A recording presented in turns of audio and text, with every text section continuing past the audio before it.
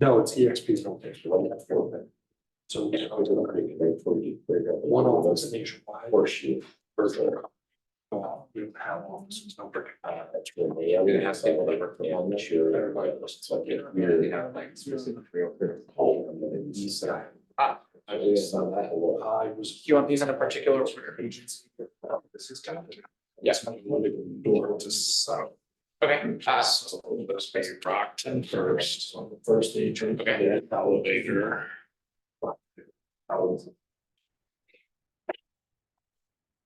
Oh, wait, get Brockton. Hope you're ready for this thing. so what if, okay, if we literally just move everything over. Okay.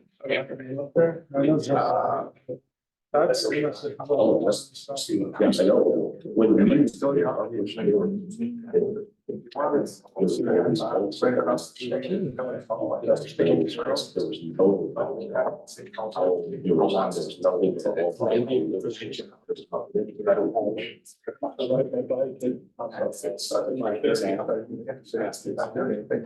was License. Yeah,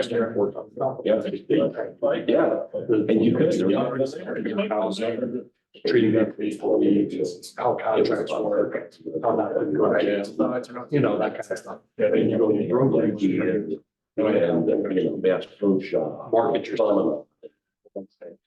So is realty a like, obviously it's not. Yes. More about. I refuse to eat alone. There's a lot of something.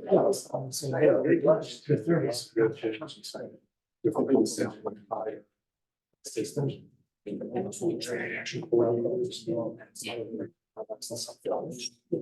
Because you're talking real estate. Questions.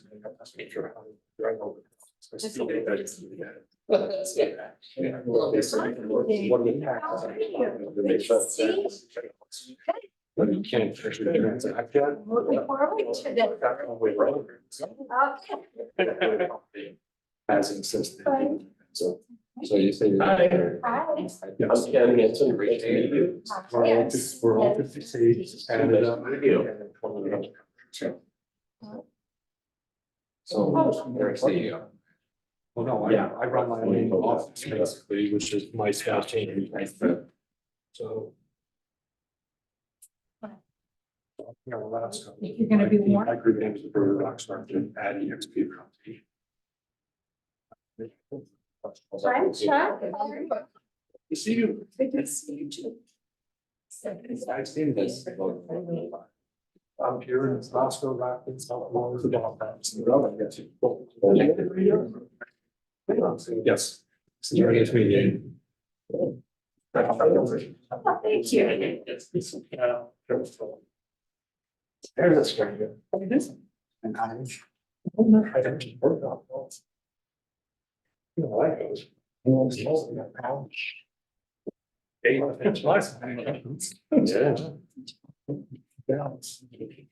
So looks good. Yeah. But yeah, but I know I'm glad to go, yeah.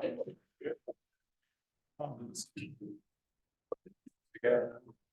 No, I just insist. Great. Okay, good.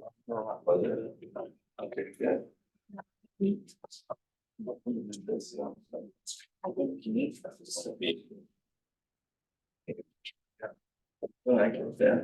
Yeah. Absolutely. Yeah, but I was gonna- She's always, yeah, but so, I mean, anytime.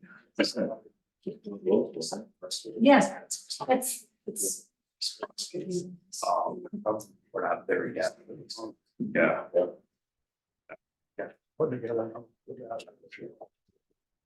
Across the street. A lot of our office supplies and our floor, it's not my mom.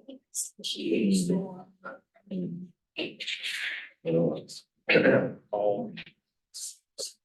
Done? How you doing? That's sort of little. It's just like that. How you doing? Yeah. It's exciting. Yeah, anything. John, you've been quiet. meaning over the last several months. Really busy. Right.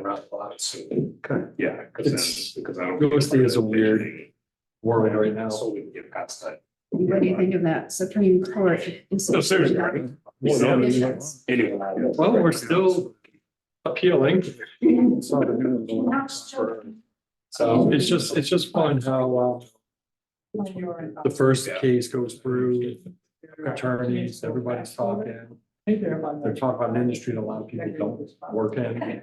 Most people use 2 times in a life. They deliberate for 2.5 hours and they find antitrust. We'll see what happens. And right after that, 3 more lawsuits pop up.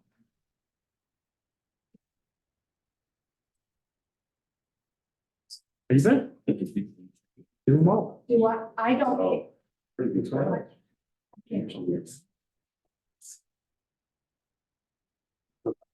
I think the answer would be to just. I guess, I have never done that. Yeah, that's a lot of fun.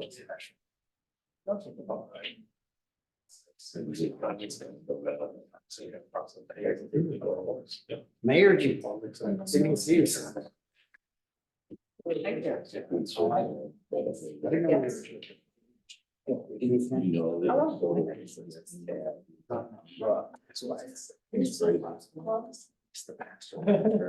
You know. No. You're with. Yeah. What is he?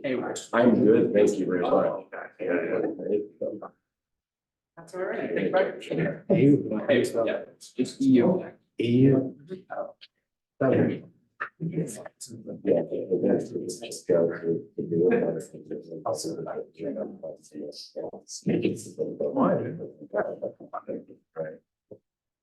Oh.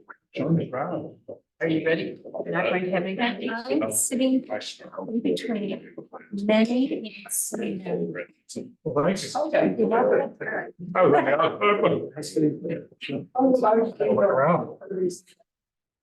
So are we recording now? Yeah. Welcome. Welcome, everyone. This is Tuesday, the 12th. We are going to convene our meeting to hear from Police Foundry planning session here.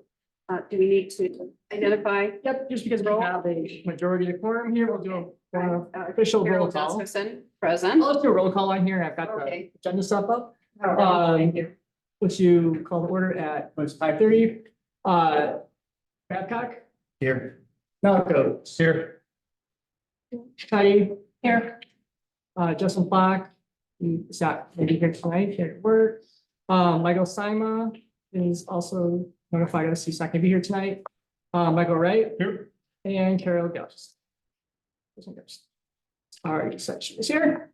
All right, Oh, we have places here for individuals. We're ready to. Okay, It's- ready? Go ahead, or maybe turn over to, we have David Sidney. David Sidney. Okay, all right, well, here we We're are. very informal here. Enjoy, you keep eating while we'll get started. We're gonna do 2 big topics tonight, working through. First, we're gonna start off with the downtown plan update, just where we're at in that process, and then we're gonna step back and go village-wide. But just for the sake of introductions, my name is David Sidney, CEO and founder of Place Foundry. We're based in Rockford. We specialize in helping municipalities, economic development organizations, and property owners go from vision to execution on that vision, right? So we, and what we say internally is we want to get our clients to groundbreaking and ribbon cutting ceremonies. So that's our target, that's our aim, that's how we approach planning.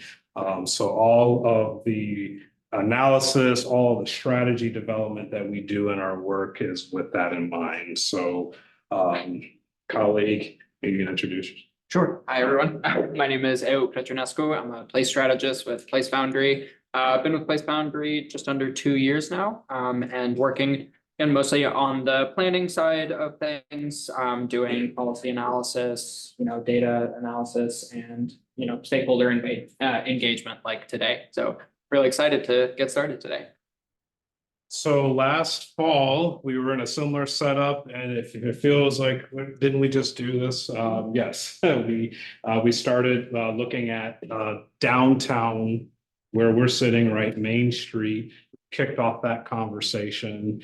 And and then once we formalized that process, we started in it was in the January, first part of February. So since then, we've been spending time doing a lot of what we call behind the scenes market analysis research, really understanding this place, right? You said a lot in our coaching session last fall, and you got that report and talking about what that preferred future looks like for downtown. And you spoke from your own personal desire and also what you're hearing throughout the broader community in terms of what we want to see on Main Street and beyond. So we took a lot of that information, put it in that report for you, which you received, and that is foundational to now the work that we're doing ahead. So we're going to do a very fast run through. Probably, I think we've had 2 or 3 meetings with Village President Carroll and then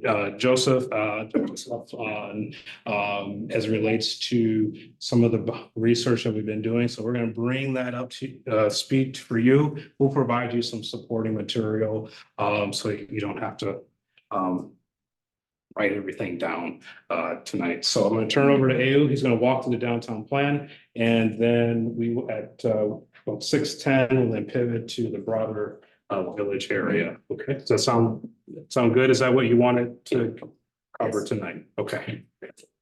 All right, so just gonna cover at a pretty high level some of the work we've been doing around the downtown plan. So our place mapping process, a lot of it is looking at demographic data around downtown Roscoe, marketplace data, retail dynamics, and then getting into a little bit more in-depth issues of housing and zoning especially. Our goal with this process is to give you a very concrete image of what current conditions are like in downtown Roscoe right now and how, policy frameworks and development decisions can be made to enable you to have the preferred downtown that Roscoe wants to see.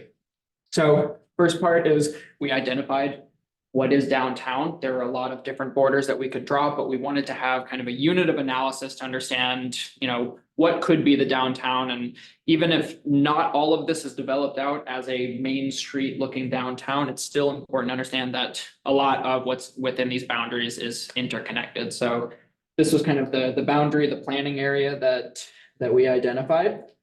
So our first step was kind of an overall market analysis of downtown. So this looked into, what are the businesses in downtown Roscoe? Who is visiting them? What are the demographics of folks visiting downtown? And kind of where are there gaps in retail activity? So some key takeaways we took from this process is despite its size, downtown Roscoe does have a pretty regional reach, drawing in nearly 1 million individual visits each year. So that's folks who have visited that red boundary that I showed earlier. However, despite that, and despite a growing population in Roscoe, that level of visits in Roscoe has been kind of stagnating over the years. So while you're drawing in a lot of folks to your downtown, it's not really growing. You have a lot of people meeting their needs, especially for commercial activity in other commercial corridors across the region. And so this leads us into the aspect of capturing missed traffic, right? While downtown and Roscoe itself does benefit from being close to these really high traffic transportation corridors like 1151, I-90, you have a lot of people really just passing by, and you don't have as many folks as you would like coming into downtown Roscoe. A lot of these folks are going to larger commercial corridors like 173. However, we are confident that with the right kind of downtown development, a mix of uses, building on where there is demand, that you can start to bring visitors and residents back to the core of downtown.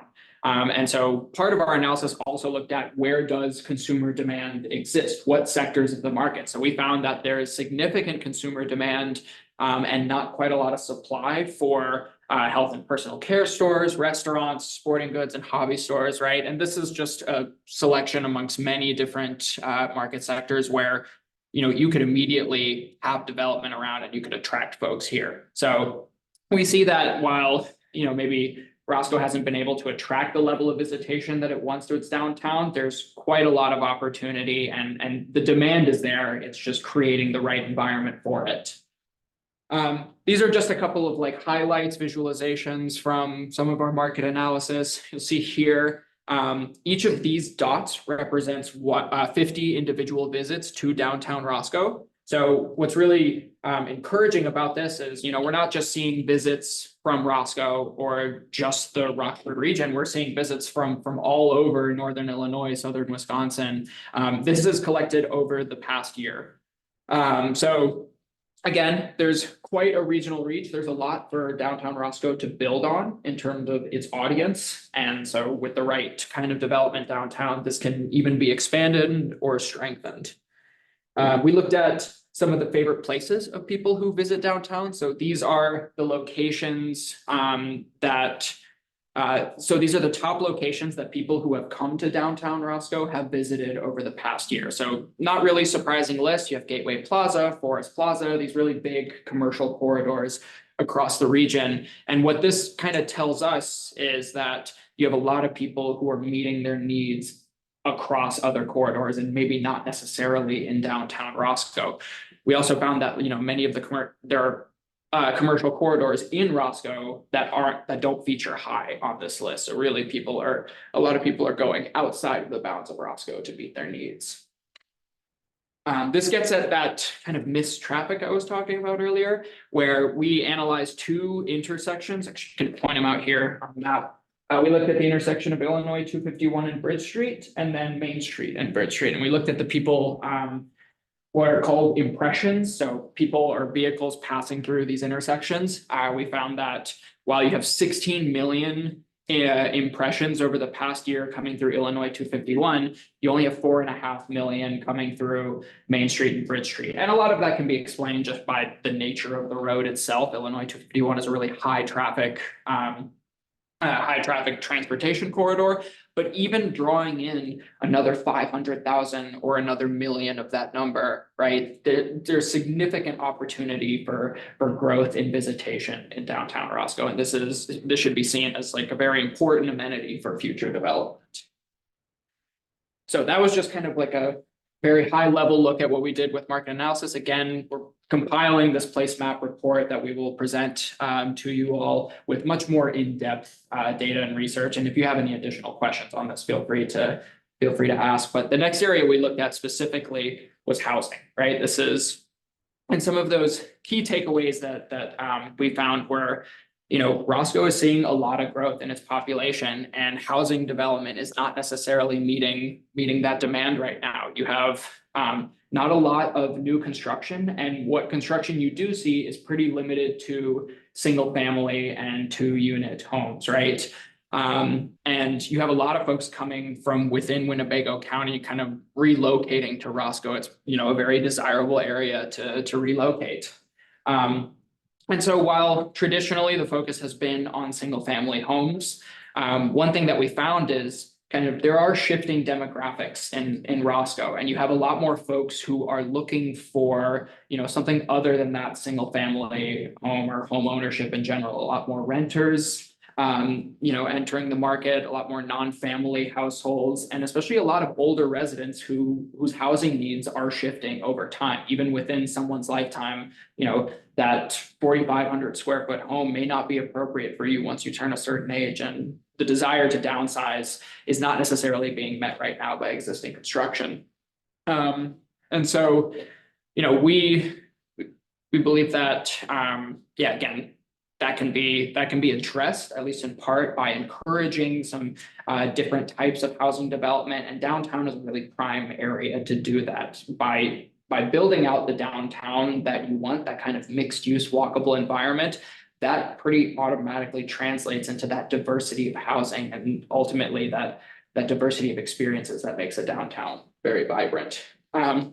So these are just a couple collections of the data that we collected over this process. So this is getting at that kind of shift in family, non-family households on the left, where, you know, from 2018 to 2020, there was a bit of a drop in the proportion of non-family households, but that's been slowly increasing over time. And then on the right here, you'll see a couple of key age demographics that are increasing over time, and that's the age 65 to 85. So that gets at that growing older population in Roscoe. That's, you know, again, the housing needs of that sector of the population may shift over time. And so there's definitely a need to adapt to that.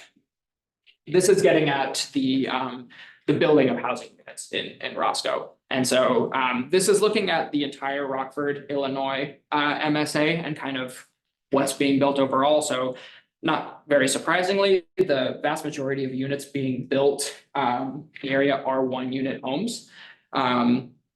And not very many 2 or more unit homes. And we're also seeing that number of total homes kind of fluctuate, but stay pretty low, especially relative to other metro areas. So with a lot of the population growth that Roscoe is seeing, this starts to turn into a bit of pressure on the housing market. We've seen in Roscoe and even in Rockford, housing prices just continue to go up over the years. And so, you know, when you have a situation where you're not building a lot of supply, and especially not a diversity of supply of housing, you know, that can contribute to rising home prices in the area.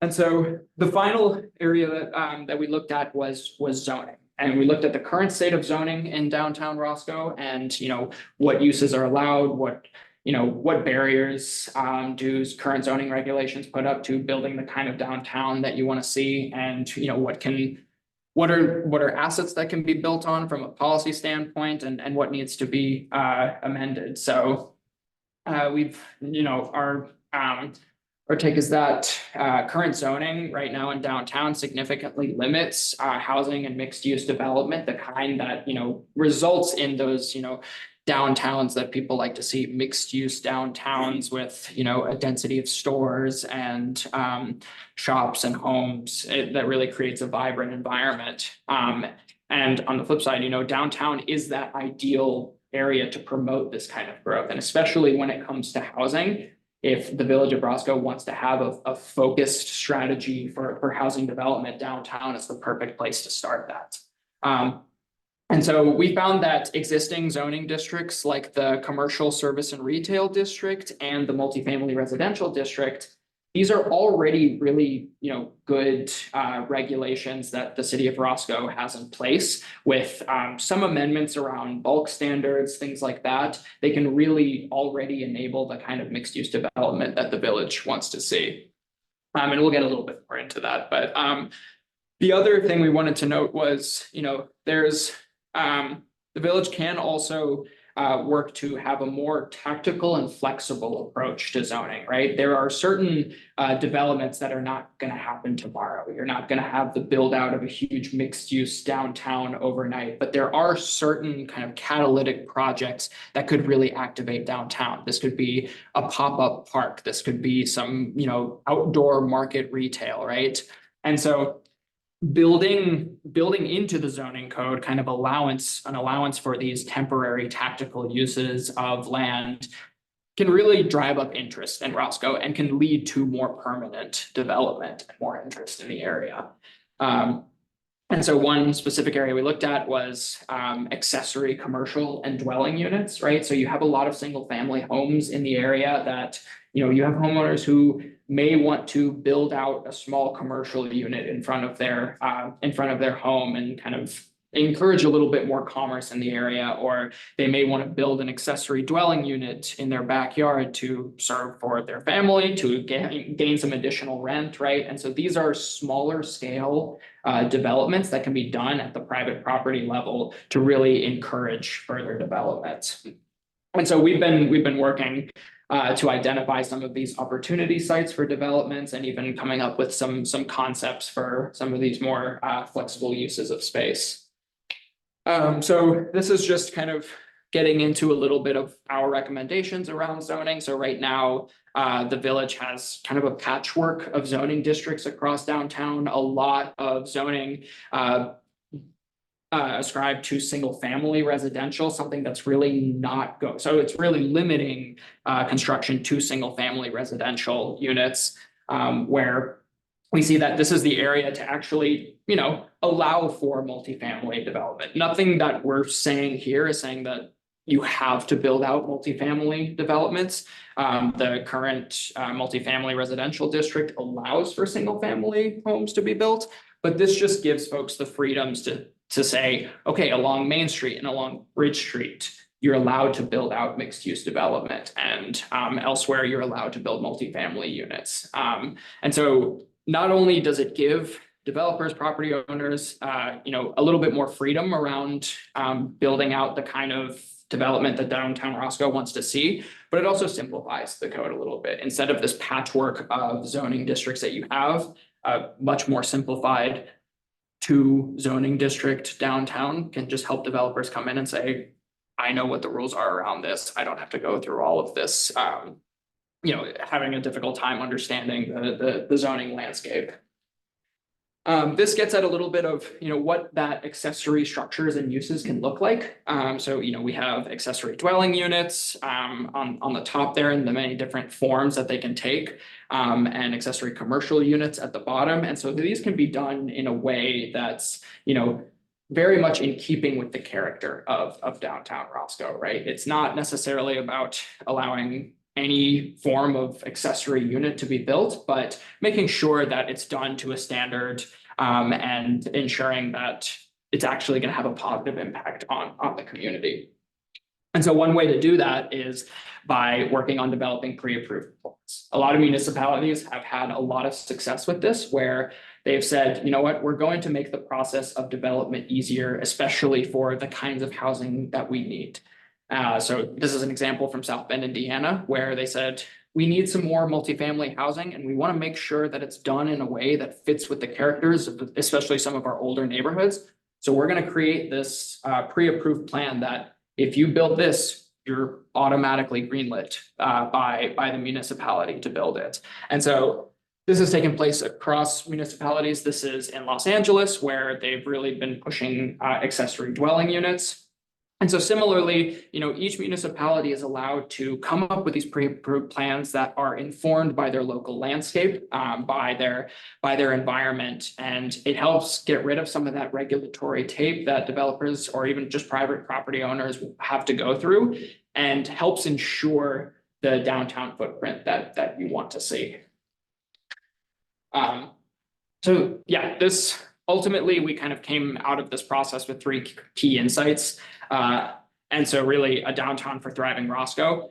We see this explosive growth that Roscoe has seen over the past few years. And it really presents a great opportunity to turn downtown Roscoe into this vibrant, walkable atmosphere.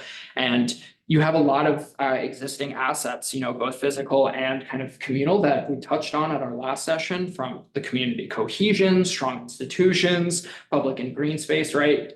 This community is really primed to develop the kind of downtown you want to see.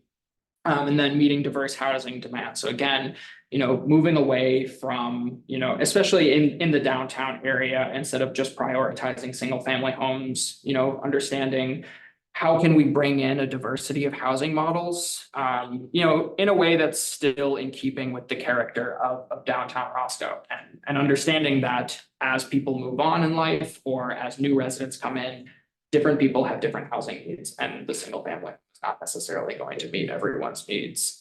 And then finally, towards a simplified zoning. So, simplifying current zoning districts and removing obstacles, such as, very restrictive bulk standards, and things like that. And then introducing proven strategies for more tactical and flexible uses of downtown space.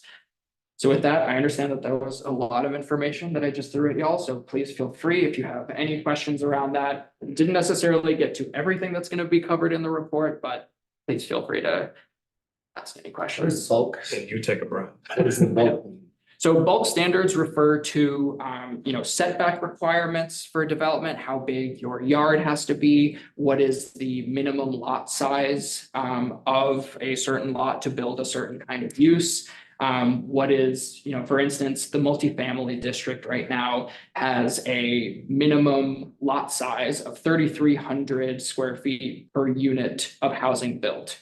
So if you have a 10,000 square foot lot, you can only build 3 residential units, which isn't really realistic for building out a mixed use development that you'll see in a traditional downtown. And that's currently what we have. That is currently what the Village of Roscoe is.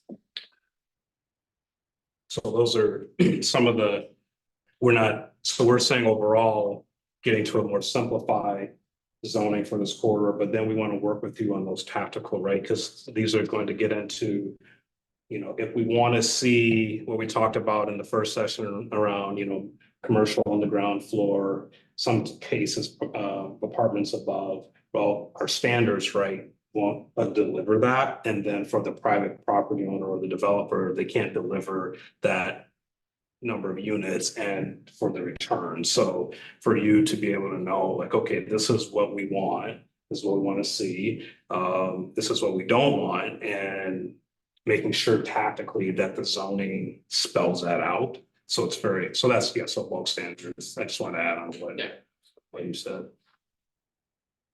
Well, we already have mixed use. Yes, that's. Yeah. We already, so I keep hearing that kind of used, and I'm kind of confused as to what you're saying. Tighten up mixed use. Go ahead. Well, so there's a couple, so if you remember our last session, we talked about some of the places that we've all been to and what do we like about their downtowns, right? And the walkability, and then what are you walking to? What are you walking in between? So there's the form, so that the physical space, that form, and then what are those uses inside of those structures? So if we have, so we can have mixed use zoning, but it may not translate into that walkable feel that you just experienced, whether it was, I'm trying to think of some of the communities we talked about. Well, we talked about Beloit, we talked about Geneva, talked about Carmel, Indiana, some other places, right? If I'm like, I want to see 12 boutique shops and a pub and a restaurant and then a tailor shop, right? Those kinds of uses. And then to have loft apartments above, right? So that's the form. So we got to have the regulations that deliver that form. Otherwise, what happens is the regulations, you can say we want that look, and those are the kinds of mix of uses we would want in the downtown, but the regulation might limit, in that example, just only 3 units, and then it's cost prohibitive to even get to the number of units that you would need to make that building work financially. So that's when we say mix of uses, that's where we're getting at in terms of the physical form of Main Street and beyond. And then what is it going to take from the regulatory side to get there? Does that answer your question? Diane coming downtown and building another Lucy's and a Zen and putting 15 apartments upstairs. Would seem like to me that Condos, that's whatever you something that we call can them. control pretty easily. I mean, we just lack the plan, but Yeah. I think everyone here would approve whatever zoning we need to approve. No? Yes. Once, Thank you. once there is a consensus as to what it is you want. Yeah. And I think that's See. the purpose of this, to figuring out, okay, just by listening to the definition, what we need. So exactly, I think what we want, we just need to figure out how we get there. But I think the zoning thing is the easiest thing for us to do.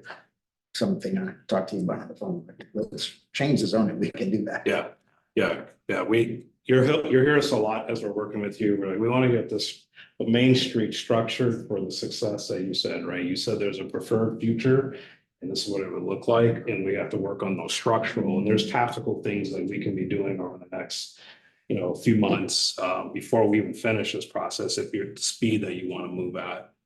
When I was mentioning this before, is that Roscoe doesn't really have a destination.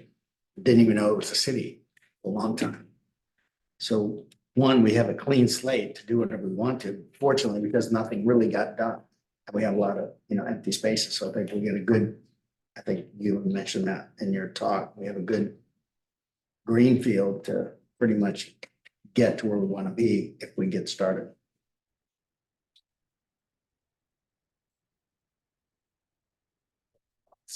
Yes, sir. On your analysis on like traffic and volume, of people visiting, I'm thinking, how do we market that to potential businesses and such, as far as bringing more, letting them know. This is, what did you say at 251 and Bridge is like, how many million? 16 million Yeah. impressions per year at this point. Yeah. Well, I think a big part of that is, once we consolidate all of this into the final place map report, right? That's going to be a really important document that the village has to be able to talk to business owners, developers, and we can also work to maybe consolidate some more of this information into these, maybe more bite-sized chunks, right? But ultimately having that, and there is among like kind of the software that we use to analyze this kind of stuff, a lot of municipalities, business owners are using this exact same data to attract, whether it's big chain stores or attract more development to their area. So yeah, having that report handy to be able to give to prospective developers, business owners is going to be a really important tool for the village. When we get into that next phase, so this is going to be the base, and you'll have a report, and you're going to see impressions and data points, visitations beyond what you see tonight. We're trying to distill this to 15 minutes, but that'll be foundational for all of you as the leaders of Roscoe. And then the next phase is where we'll be able to equip the village with, so once we start defining downtown in physical form, the number of uses, like how much commercial square footage are we talking about? How much potential, apartments or condos are we talking about, right? Really getting into that granular, then that information combined with what will be a tenant recruitment list, right? Who would actually locate at the Bridge side of downtown versus closer to Elevator Road, and what kind, based on the parcel dimensions and size, we're going to work with you on that, so that way you can actually see, oh, these are tenants that we could pursue for Main Street. There'll also be some on the list that wouldn't choose Main Street just because of their physical footprint, but they would consider Roscoe. So we'll give you that too. How long would you say, David, before you get to the point where, I think Dane had a good question. By the way, he's responsible for the zoning problem because he's on the zoning board. Right, Dane? Yeah. One of them, yeah. Anyway, but when you get to this point where we got it all laid out on the plan, I think then we can come up with a marketing and a branding. Then we can put it together and start going out and how long would you say typically you are from getting your plan down to the point where you get the marketing document where you can start selling? So by the way, I think if we just close down 251 for a period of time and force them to go around Main Street, less $1. Raise $1 million a month. More than that a month. And it'll be part of the branding and marketing. So we just put that in front of Cabelli, and we're going to close down that one. Close down all of the major thoroughfares on the right. Just come through. And if we did I-92, look at that. So the first 3 months is a lot of this analysis. So February, March, April. Then we're going to transition into, like you said, the physical form. What does this look like? Mix of uses and public spaces. And so that'll be May, June, into July. But then we're moving fast forward on the branding marketing side of this on the second half of the summer. So What I have a difficult time with is the implementation of that. We seem to have some already built-in barriers. We have aging housing stock up and down Main Street, and some of those sit on lots that are pretty large as far as a residential dwelling, but not large enough for an investor to say, okay, I'll buy that, tear it down and put up, what we're looking for. So how do you get around that? And obviously the village doesn't have tens of millions of dollars to go, nor is it our goal to buy everything up and down. You want to have other people make these investments. So how do you actually implement this dream? So that, going back to what Ahu talked about in terms of the tactical projects that we can do, that's where we want to start first, right? Working with what we have, where we can actually do tactical commercial pop-up retail as an example. Is there public space that we could get in immediately? The zoning recommend, there's going to be, and we'll start to walk through it and say, these are strategies and steps that we can be taking, in the next couple of years. The tactical piece is actually what we find is that starts to generate that type of activity, the experience that people are wanting. And that gives you time, and whether you're the private property owner, to test, to see, is there really a demand for these products, these uses, and if there is, and that might go for a while. And then it becomes to a place where now we're thinking about more permanent space. And now the market is starting to demand that type of construction. So rather than waiting that many years to get to that piece, because that's usually what happens on the implementation side, is we as planners will show you this is what the downtown can look like, and these are the street layouts, and you've got all these great structures, and then it sets. Well, because of to your point, the creating the market demand for that, so that when a developer that's looking for a minimum of 15 units before they construct, well, now we could probably point out where is that likely to occur on the main street, and then what does it look like in terms of that private partnership? Is it you may not be acquiring the land, but it's okay, what is the private sector going to do from a land assembly, and then what is the public sector investment might be?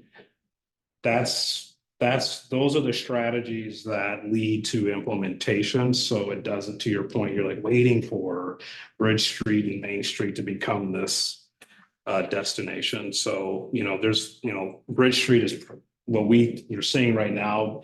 Bridge Street on the south, and when you go to the north near Firehouse, the pub, right, those seem to be good strategies to start, and then working our way in and out. So some short-term wins, and then, but I really don't want the community to be in a place where it's like, I thought we were gonna get 16 unit structures in year 2.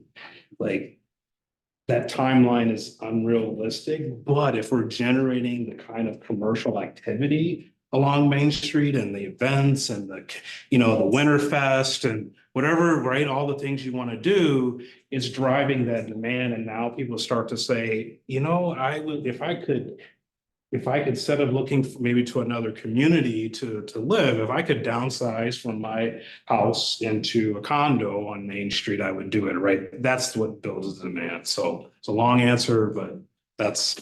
When you get the tactical plan ready, is there ever any grant money for smaller projects where you get grants to fund some of these, even for small investments? Yeah, there's a lot of resources out there. There's been a lot of focus from a lot of foundations around placemaking, and especially this kind of tactical investment and in public space. So we've looked at a number of grants from the the National Alliance of Retail Realtors. They have placemaking grants that put I think it's anywhere from $5,000 to $7,500 in investments in public spaces. AARP will provide grants for municipalities who want to invest in accessibility and public spaces and programming. T-Mobile has a hometown grant that they also do with smaller municipalities to similarly invest in these public spaces. So part of this report that we're preparing is identifying not only these grants and what can the village go after immediately to start to invest in these public spaces, but also what kind of funding strategies could the village adopt, whether it's setting up a kind of business development district, or even a business development association, right? How can you Because what we've seen is a lot of municipalities that have created plans and have had success in implementing those plans. They are well-informed plans, but they have immediately gone into their code books and they have created these funding structures to create sustainable sources of funding for these developments. And they've done a good job of advertising these policy changes that they do. So that's where the marketing and some of that storytelling that we're looking at is going to be really crucial, because some of these policy changes are very boring. Like, it's just zoning changes and people don't care. But if you start to translate why it is that these policy changes make sense, right? We were working with the city of Loves Park on the Riverside Commons area, and a part of our work translated into the allowance of shipping containers as a part of the PUD planning process, something that seems pretty mundane, but with kind of getting that out into the media and translating for folks, well, why is that important? Well, it allows for pop-up retail development. It allows for people to establish a business at a lower cost. Then people start to understand that, oh, these policy changes, these shifts actually mean something for Roscoe. And as a developer, as a private property owner, I'm gonna choose Roscoe over someone else. So it all kind of works together, having that tactical strategy, but also having the right marketing and storytelling around these what can be very mundane policy changes. This process will seem like we're going slow, but we intentionally do that, go slow to go fast. That's what we want to experience. So it might feel like, man, it's taking 9 months just to get to, but that's the go fast part. So The missed traffic, there's not a key. In other words, what does impressions mean? Right. Yeah, no, that's fair. Impressions in this case refer to individual, in this case, vehicles passing through a given intersection. So it's we do these are kind of two different kinds of analyses. We did the downtown analysis, which looked at visitors. So these are people that visit a particular location or a particular area for usually more than 15 minutes. Whereas impressions is really just who is actually passing through this area. And it could be pedestrians, but it could also be vehicles.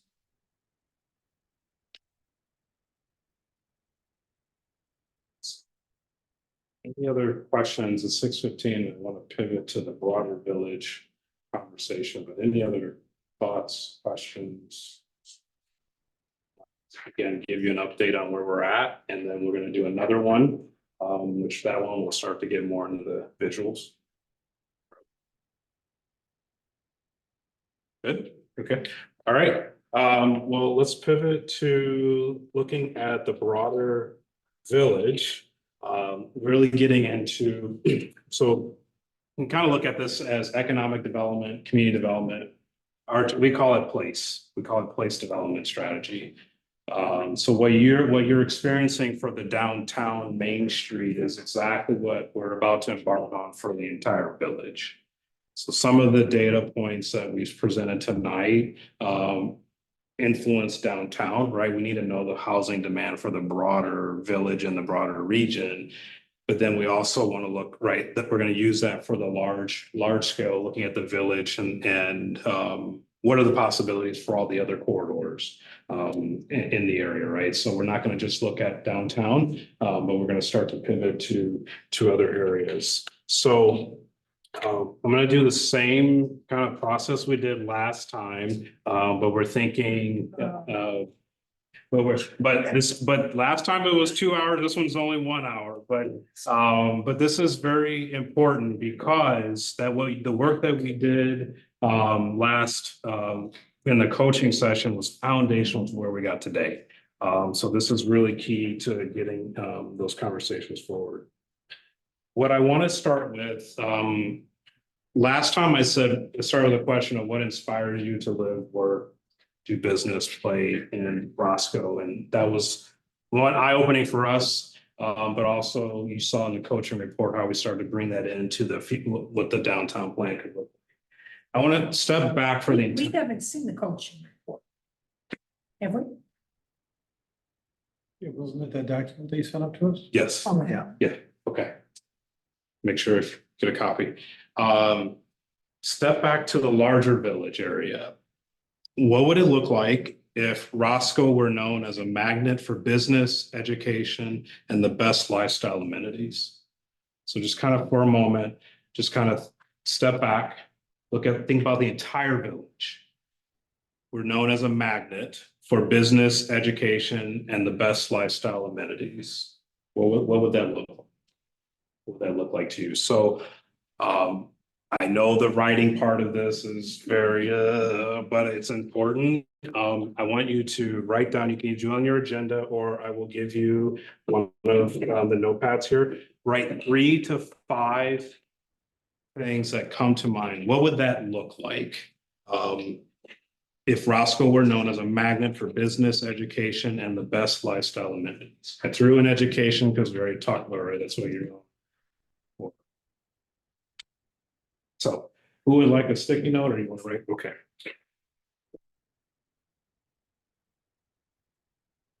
Thank you. Welcome. Gentlemen. If you can submit.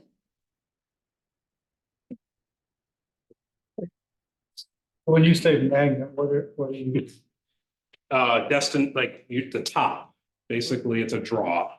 Draw people? Yeah, you're known, if you are known for this, like, oh, when Roscoe comes to mind, people think, well, let me think of an example. So when we talk about Beloit, there's things that come to your mind. It's a destination for, someone mentioned Lucy's, right? So that's what magnet is. Yeah.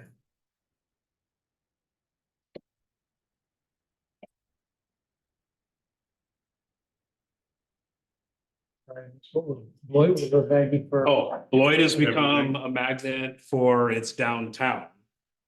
Right, it's known for now its downtown, and then that's led to its stadium development, right? It's known for, that's what it's, farmers market, yeah. I think San Francisco as a magnet for tech industries, or like Raleigh, North Carolina as a magnet for biomedical industries, right? Sorry.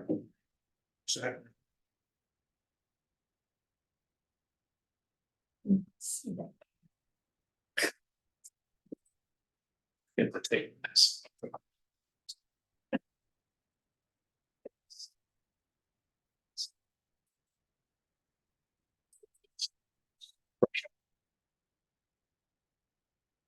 So just 3 to 5.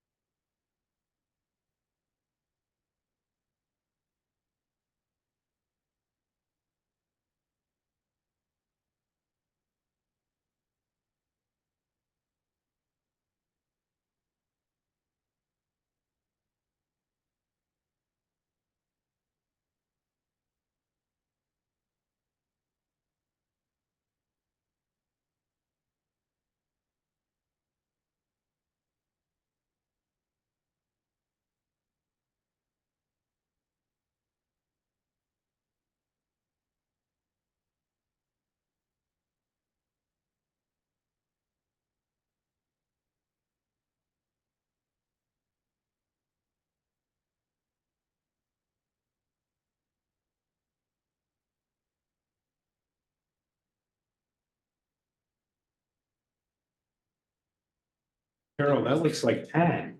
Everyone's got us taken care of. I'm up there. Stands the assignment. These are things we would want to be known as, or? Exactly. So like, Inspirational. yeah, very aspirational. Like right now in the region, you're known for having some of the best schools. And as a result, that's a magnet for demographic, right? That's looking for good schools. So if you were thinking about business, like what would that say? That's the thinking. Some communities are known more for their parks.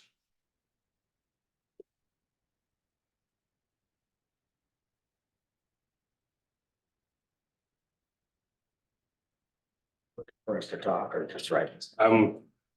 Looks like. You need more time? All right. We're not gonna start with Carol. They probably misunderstood the direction. Start on the side this time and we'll go around. We're gonna capture them on the screen, but start with it. I think first of all, everybody here can agree that we're all currently is the schools. So with that, that's why just having 7 children, I spend my time at the school facilities, not the parks, because that's where all the sports are. But I think, ideally, that's what draws a community is the schools. People move to a place because of the schools. No matter where I've lived in the country, and I've lived in 28 different cities. Always, if you have children, it's the schools. Secondly, I've been fortunate to live in a lot of places where it's the churches, because there's a good church environment, which brings a lot of good character. At least we, not perfect, but we hope that brings a good character into the community. But ultimately, it's always this, no matter where you go in this country, the destination is something unique. If you look at our country, we all probably wanted to or been to the Golden Gate Bridge, but it originally served a purpose. We all wanted to go to the Statue of Liberty. It originally served a purpose. So all those things were destinations that drew us there. And then sometimes we want to live there because it's so unique. So I think one of the things that, in my opinion, what this little town lacks is it has nothing that's unique about it. It's so plain, which is a good thing because we've got a green space. But one of the ideas I came up with, like many of the cities I've lived in, it's got a square. Well, lots of cities in Wisconsin have squares, in Texas, a lot of them have squares. That's the destination for that particular town. Everybody's around the square. If you go to Monroe, they've kind of developed Monroe downtown, which is a square. We don't have that, but we have something that we could control by the zoning that changes it. When I talked to David about, if you took Pearl Street, connected across to Harrison, that makes a square, so to speak. Then if you take on the side of the Methodist Church, where you have the dead end street to the, now that's closed off, that's also a green area between the Methodist Church back there and the walking trails over there. You connected that, that's another square. But you put that together, you end up with a figure 8.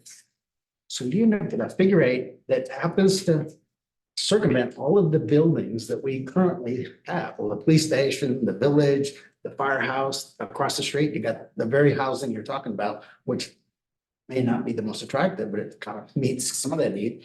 So you've already encompassed everything that we already have valuable. I mean, Methodist Church to me is a beautiful building. I mean, we got a great looking building right on the street. So I think we have the schools that draws people here. Maybe we lack the housing, but some of us may not agree that we don't want it to be the multifamily, we want it to be down here in Main Street. And I think that we can control the zoning. So to me, it was the schools cause people to come here. The housing, I said, well, I like it, the housing going up, that we don't have it because that keeps demand high for the people that own houses here. And then if you create the right housing, that in which I think we can do because we can control the zoning. But I think if we could develop the idea where we live in 815 and elevate 815, and there happens to be 8 of us, the board, the Joe and the president, that makes 8. So if you use that idea of 8 and having a figure 8, to me, that creates a destination that you could build on and start tactically deploying some of these, unique housing. Because really, interestingly enough, Main Street, one of the houses we have is on Main Street. It's a huge lot. You could build an apartment building behind it. It's so big. But a lot of those houses have maybe not big enough to support a hotel, but certainly I like the idea of these pre-approved plans that we could say, hey, build this here. And we can, then we wouldn't have a trouble approving. So that's what I think. We are lacking something unique that causes people to come here. If you were advertising and you get to the branding where you can advertise a figure eight and maybe come up with the right name, now you have a reason for people to come to Roscoe. I don't know that we're gonna get any big businesses here until we create that unique environment. Every city in this country that you want to go to, whether it's in Texas or they have a street with diverse retail of some sort, which we lack. We have a good base for that, but I don't think we have the retail shops where you have 10 or 12 different ones. I think what Mike found in Batavia was those pop-ups. That kind of thing are good things that we could start. But anyway, that's what That's good. Yeah, thank you. Like. Mine more targets as a destination area of retail. We're all guilty of it, but when I've been here 28 years, I leave this area for damn near everything. I mean, I gotta admit, I mean, your graphic showed it. Wasn't anything in Roscoe. Technically, Walmart's not ours, so Right. take that one off. Kiss that one goodbye. I mean, I'm sad to say this, but I don't stay here for anything. We've caught you at Firehouse couple. If there's beer, then I might be there. But my point is, we have nobody that stays here. We don't even have our own residents staying here for anything. Don't get me wrong, some things. Yeah, no. But what I'm saying is, you know, we're all finding ourselves down at 173. We're all finding ourselves down in Rockford, State Street, Loves Park. We're going everywhere else for the things that and we've got an audience. We can't, that audience isn't hearing us and we have nothing to give that audience. I mean, baby steps first, but we've got to tell people that Sleepy Roscoe is waking up. I think there's a dichotomy here. Consumer interests, consumer spending, individual spending is elsewhere. Mhm. But let's look at the flip side. Roscoe and Roscoe's importance to manufacturing. Perfect. We have a lot of businesses That's here why my first one that was are industrial park. critical Yep, to businesses across the country. that was on my list. They don't move, they expand. Yep. And why do they stay here? And why do they choose to locate here? They are right along I-90. Yep. And so that is a draw. It draws workers to our community. And many of them would like to live here, Yep. but the housing, and they would like to live here because of the schools. But it is a draw here. We don't realize how many wonderful businesses exist in this community. Well, we're we're a community that actually has a viable exit off the interstate. What town, what village, who wouldn't die for that? To have that many people coming up and down the interstate. I looked the other day, it was 54,600 a day. Driving past our exit. The busiest interstates in the country. And it was, the other day, it was 54.6 a day coming past that rock exit. But you're right, that industrial area that nobody knows it's there. I put that one as my number one. I call it pay to play. And in those industrial places. Out here, Brockton Road. Yes, sir. Yes. So it's that industrial area there that gives us the sales tax and gives us the money to play, so to speak. That's what I call pay to play. Let's keep going. But it also limited to what draws residents or consumers cheap rental of quarter park cabin and the whole complex. And what we've been able to do with disc golf there, we've all heard that that is the #1 course that has been played here in Winnebago County over this last season. So that is a draw.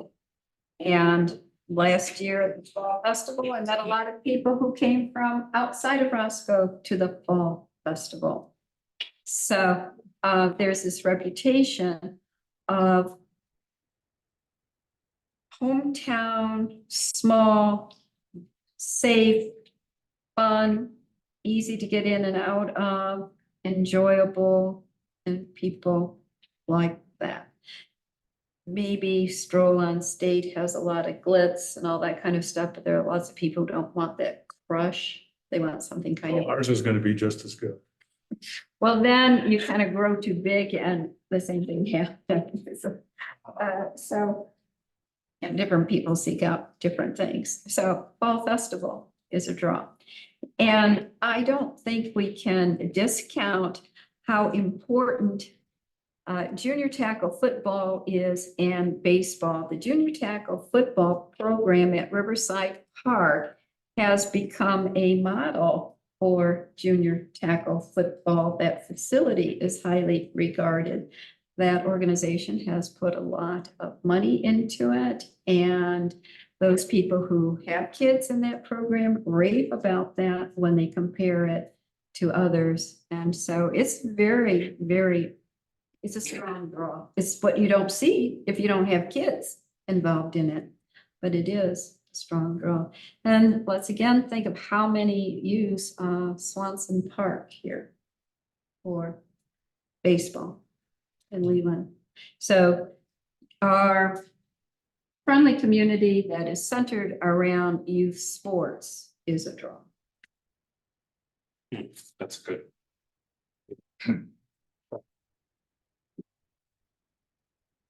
I also throw in. It may be shallow, but you can launch your boat for free in the Rock River and you can fish. And when the river is really low, you can party right there on the sandbar in the middle of Rock River. And so it is. I see them every day going home. It is, it is an attraction, and Riverside Park is underutilized because here we have this river asset there.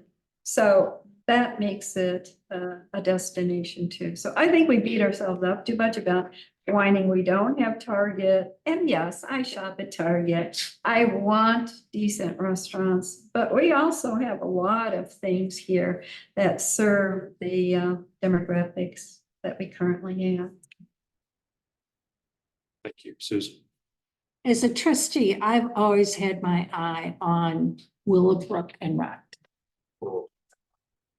And that's what we're talking about, that I-90 corridor.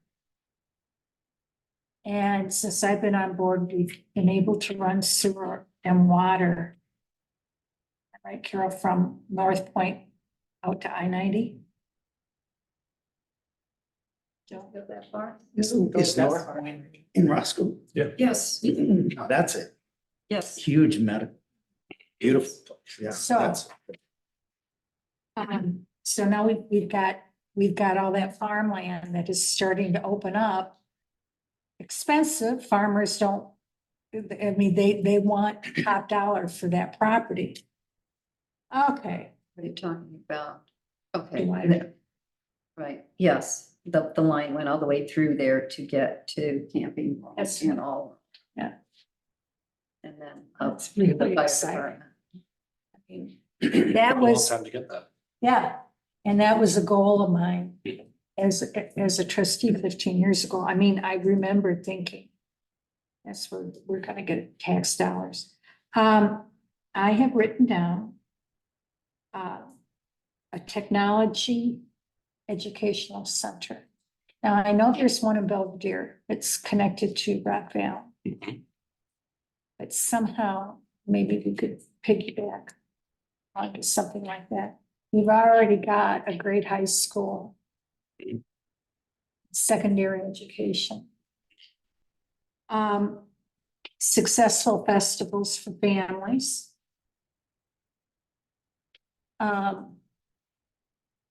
particularly small children, parents come here because of the small community and playgrounds. And I mean, I've heard this over and over again. And they like to attend these kind of things, which brings grandma and grandpas and aunts and uncles, and just look at our Halloween event, how it's grown in a short period of time.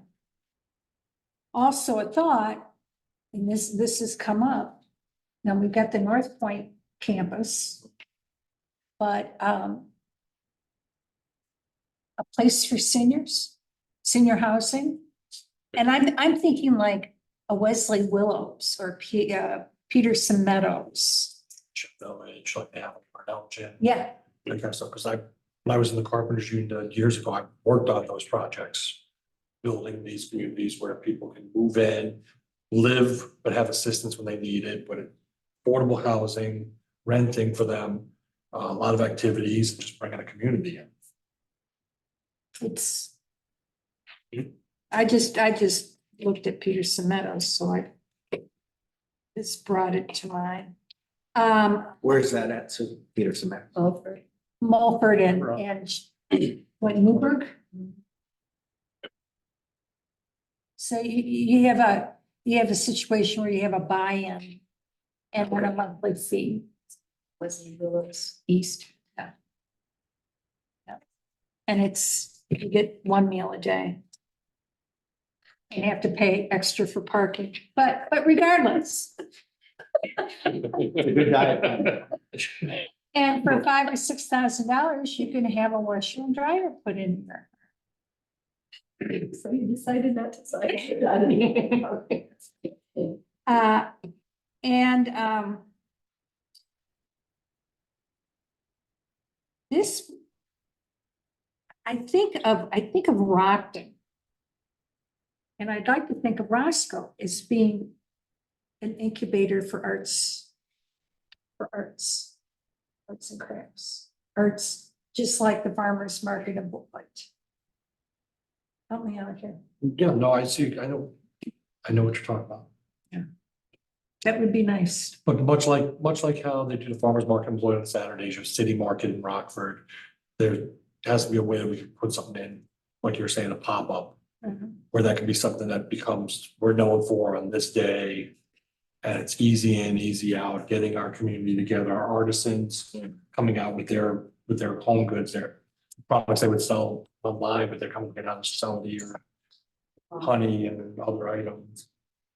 Once upon a time, Burpee Art Fair, and then there was the off Burpee Art Fair that was held at Connie's?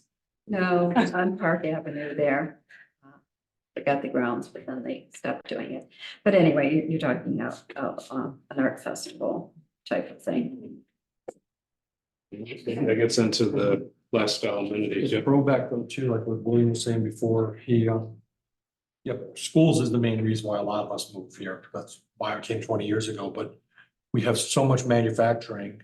I do think we need an opportunity for one, education beyond high school to keep them here so they don't go somewhere else. But also we need workforce housing within our own community.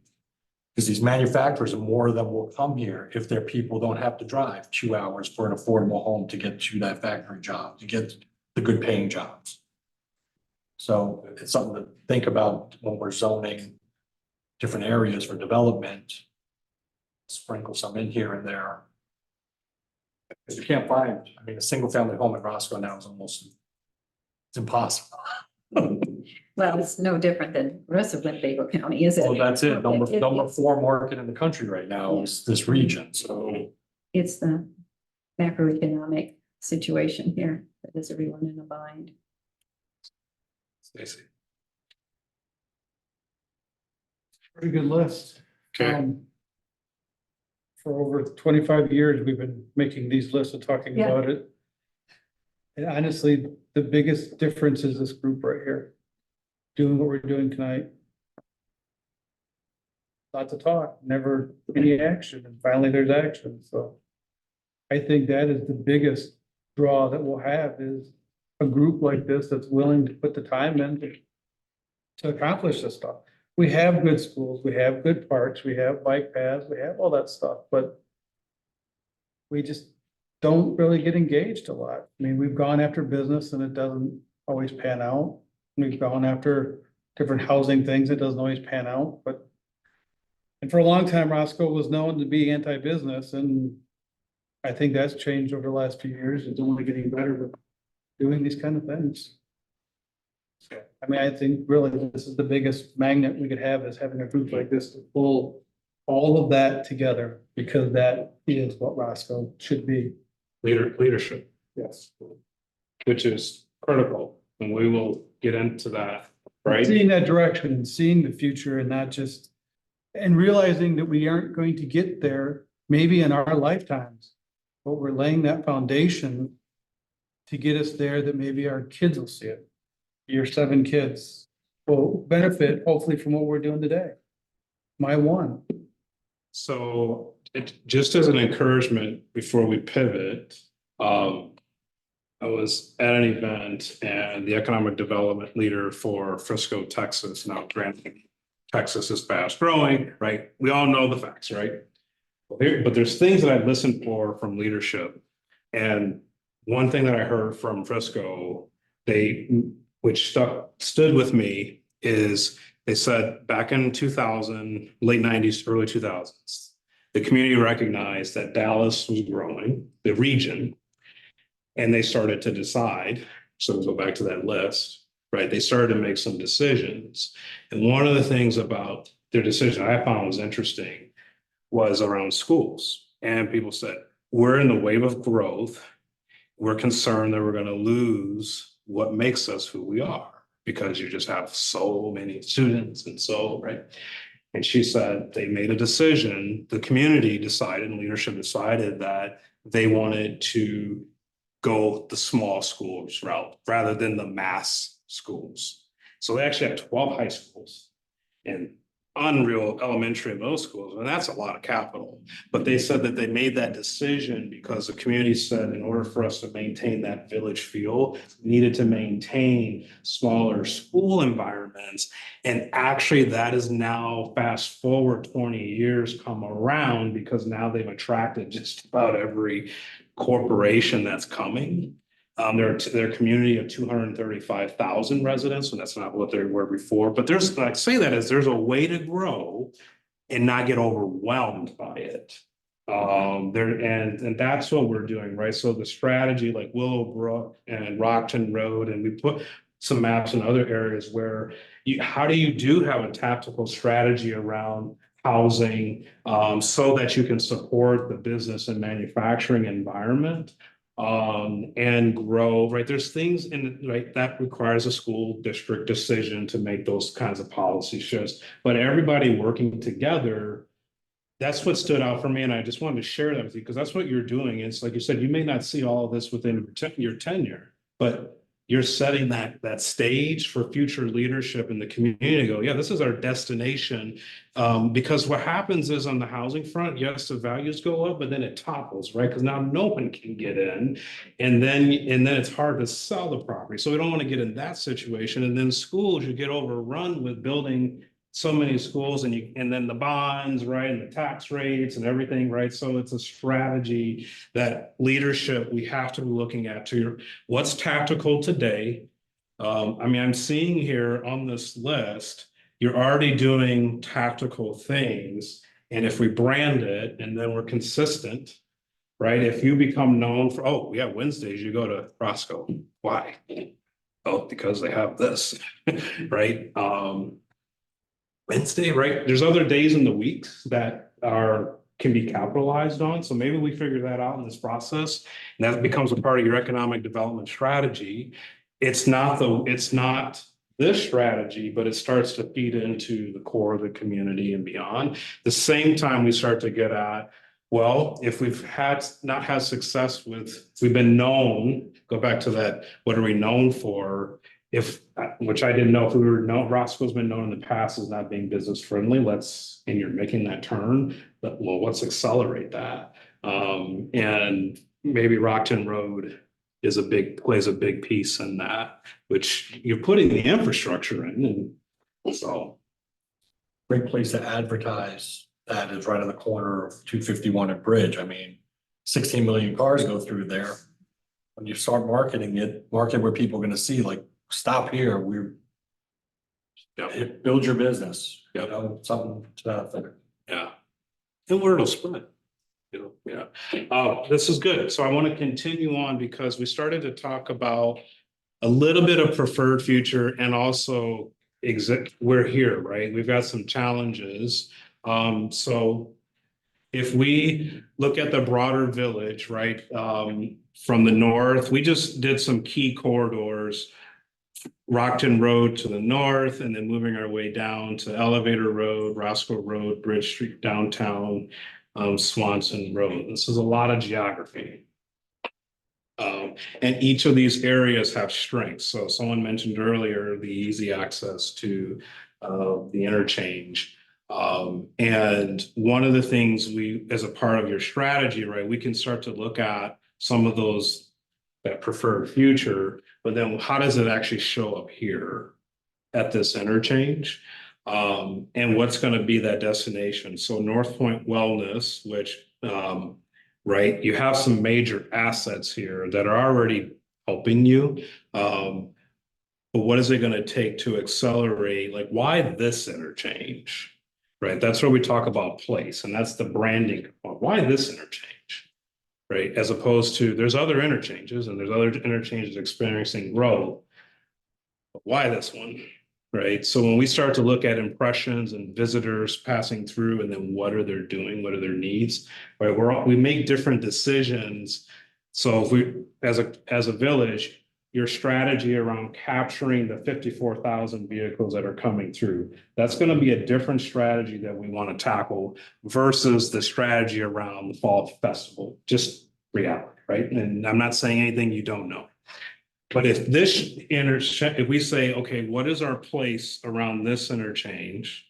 What's our strategy to see the kind of growth that will lead to increased ultimately revenue to the village, but that experience? That may not be the same strategy as for our downtown, and it may not be the same strategy as for Roscoe Road.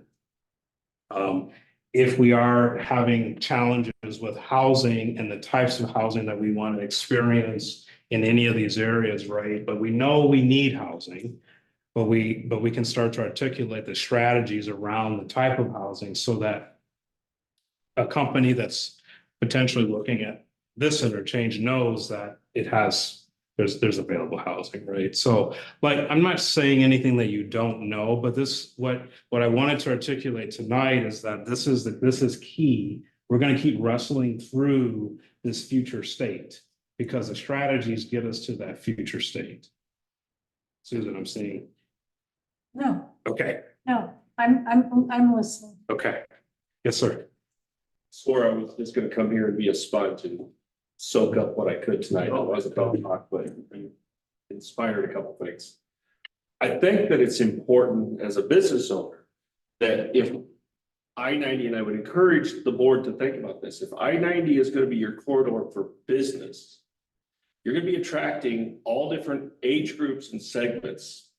And not everybody wants a house, but that's what we build here.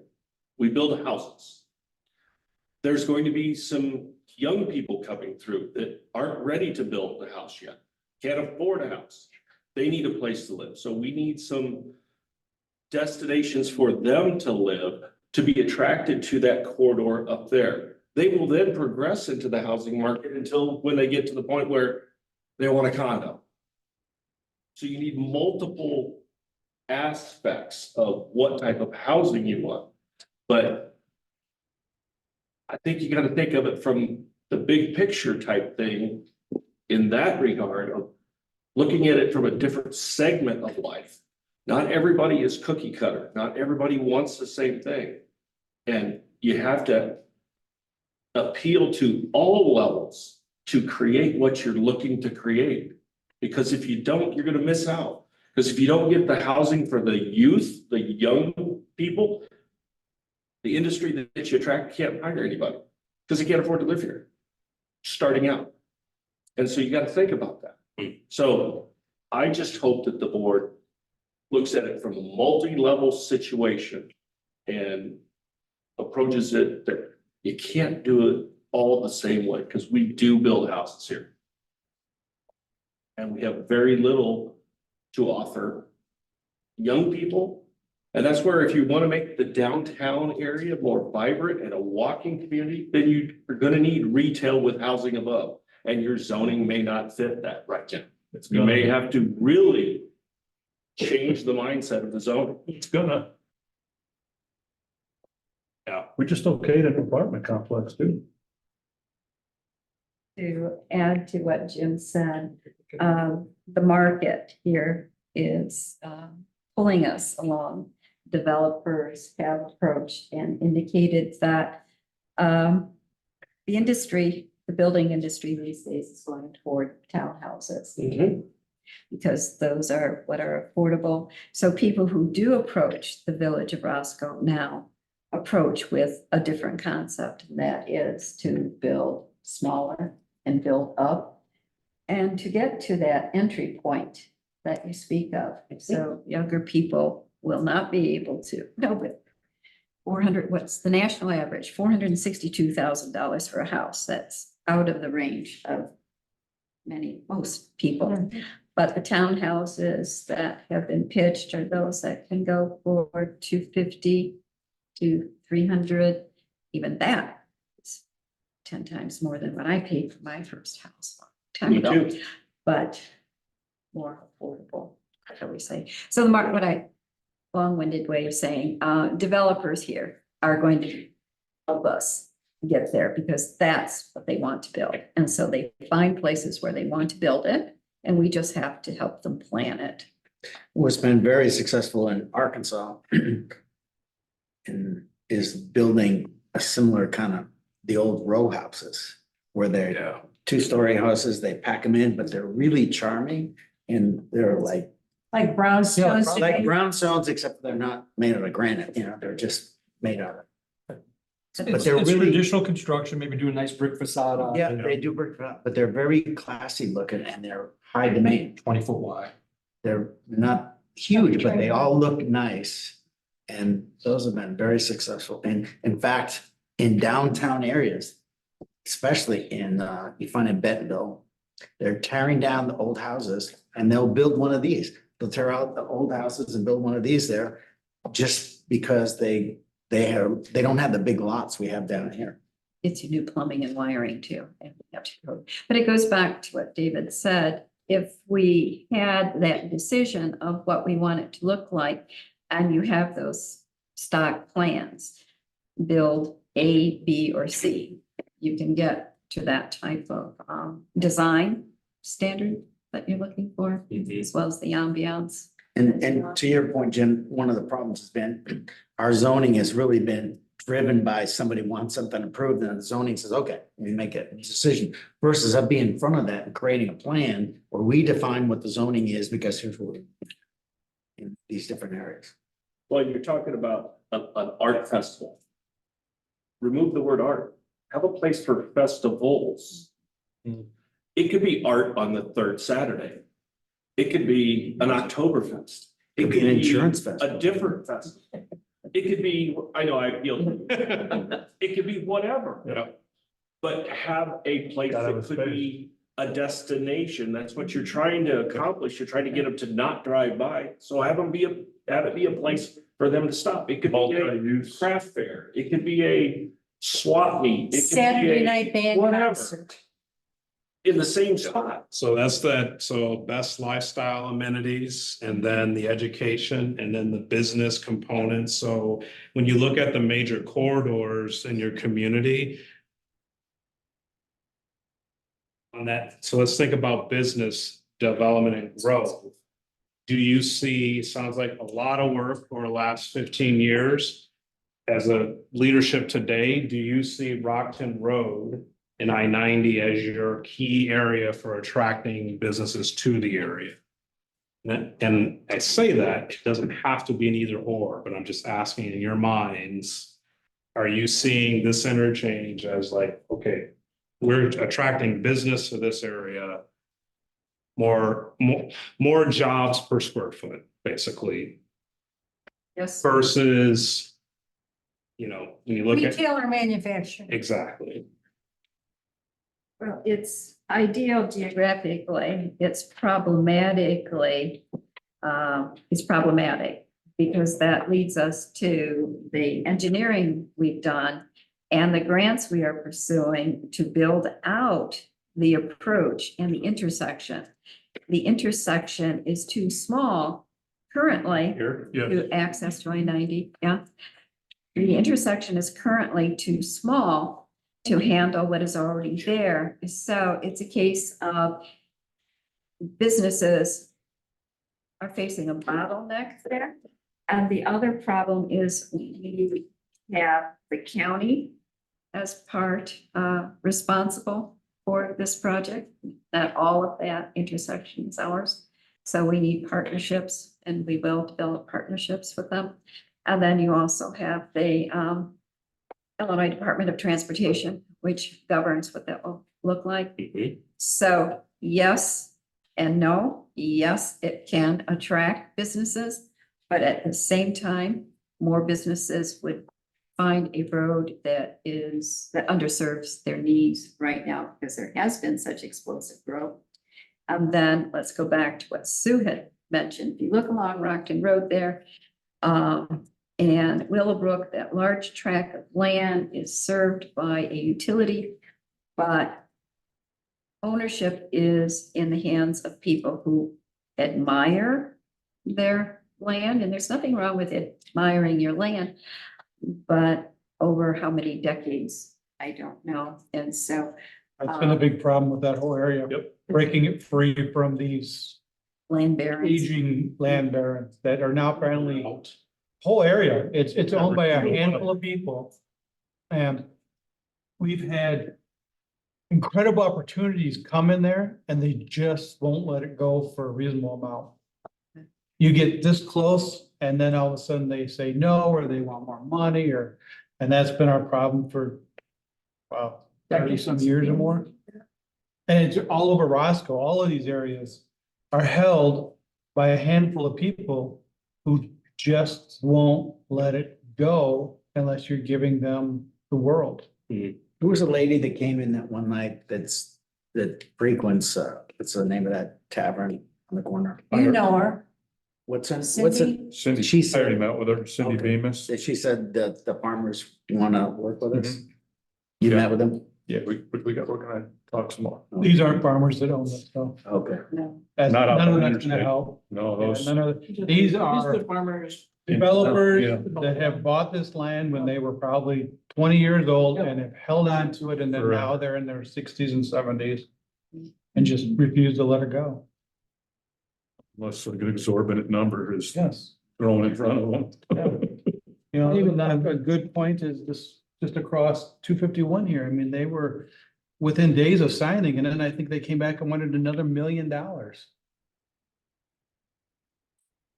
On that corner lot? Brian has. Weldon's. So. One of the three, I think, refused and wanted more money. So we're gonna hang on to that. Okay. I know that's important and we're gonna hang on to that because as a part of this place strategy, right, it's the various stakeholders, yeah, can't have the last million come at the end. So I'm gonna pause that because I'm gonna come back to that later in our process about how do we get the various stakeholders on each of these corridors bought into the vision where we're going, not just like conceptually bought in, but like, okay, that's gonna take this to move. Well, that's how we got Camping World. The village had to step in and throw in our own funds. We bought. So we bought a good chunk of it. The other point I just wanted to add with that, it's not only getting them on board, it's getting them to understand what would be the best use of that property. Back to that large tract, I guess, you know, This one right here. right, someone, the owner, was entertaining the idea of, I don't know, some big truck stop, like you really need another place for overnight trucks to spend. Didn't seem to be the best use of that property as far as generating revenue and that kind of stuff. So it's not only getting them on board with the vision, it's getting them to understand what would be the best use. Everyone, Adam Smith, everyone acts out of self-motivation. Okay, they want the most money that they can possibly get. Maybe it's just, I keep saying, they die, their kids inherit it, they sell, move to Naples. So eventually, and how long can we wait? I guess. Well, and that's going back to, so the leadership, right, which you, hearing that, you had to go a step further to get this. For us to be thinking about, once we identify what's the right mix of land uses, so that's why I'm asking about, is this gonna be a high business destination? Doesn't mean solid 100% manufacturing or corporate offices, but if that's gonna be kind of the hub, and then the supporting uses, right, that starts to get into that land use strategy. And then I think of it as a decision tree. There's decisions, right? And some people will say, okay, I'll just wait. Well, what are we waiting for? Is it the million? Well, what is it about that million, right? Really trying to figure out how to move, because in some situations, if it's the right, it's okay, they want to develop it, but then the reality of all the costs associated with developing it yourself, or do we, how do you find the right match? And sounds like you've gone down these paths, and so I'm learning all this tonight, but for us to figure that strategy out for that interchange area. What about some other corridors? Downtown, we talked about earlier. See, elevator road, mix of commercial uses. Thank you. Just kind of some brief, noticing newer development in this area here behind the Chinooks. They're putting in more apartments also. Villa. Harry Rose is building. Yeah. Another whole complex. Their plans are already out. Do you see when you think about this area between the park and the existing shopping amenities here? A lot of open space, once again. Same dynamics? But there is, I guess we can. It's a PUD that, general, that whole Roscoe Village area. This one here? Yep. And a big chunk of that is PUD, and then the that green space up to the little bit. Yeah, Up to there's the the north north. there, that's all one property owner there, right where your finger is down, right, that big triangle. That's one property owner that sort of has held on to it. When projects come through, but again, it's not having any sort of, I mean, we don't have comprehensive land use planning, we don't have, when those traditionally, not with this group, traditionally come in, is people come in and say, I'm going to build something here, okay, sure, build it. Or try to get, with the every possibly come in, we'll go for it. It's how we have storage units, right there, I think on Everywhere. well, everywhere, Everywhere. really. But we have, prime area on 251 there, we've got, storage units with the owner who, will put the sewer across he's supposed to, we're fighting with the sanitary district, so. It's just, it's getting that mindset of what do we actually want, which is what you're doing, right? We're doing this now, but it's getting what we actually want to do, what should we be looking for and having that expectation of. But that's a big area for me, I think, is that 251 area. So really elevator road to McCurry. Okay. One thing to think about, like, as, we go through this process and, we're identifying these areas that, either land ownership is really tricky to get around, or there's just not a clear sense of what the right move is, it could be a strategy for the village to identify these parcels and try to create like maybe feasibility studies, right? Come up with, have folks come in and help, or come up with these really creative land uses that can get these landowners maybe to the table, right? Because while some folks may just be pretty stubborn with their land and they don't want to sell, maybe a lot of it is just not being motivated by the right idea, the sense that like, well, I can't do anything to this land. There's no use that's really gonna get me as much money as like a, just selling it off. But if there's a really compelling development idea behind it, that maybe that's a better use of village funds as opposed to just acquiring the property, right? And hoping for development. So you're pandering to an emotion with the seller. To an extent, yeah. But there's ways to work around that too, like possibly find the right developer and the right landowner, where the landowner gets a piece of the development on the back end. Yep. That's the so everybody wins. So you're getting some money for your land up front, then you're getting something in equity down the road. I would say that while those are definitely hurdles you have to overcome, it could be that these people haven't been motivated because they haven't seen a plan that we have yet to put together. But we're working towards it. Once you get this together, and you have a story and a branding, I think you have something, you go to these people at they have a different mindset to see something that's creative and inclusive and John's comments. So I think you gotta point out what the barriers are Yeah. before you can ever approach them with a comprehensive plan.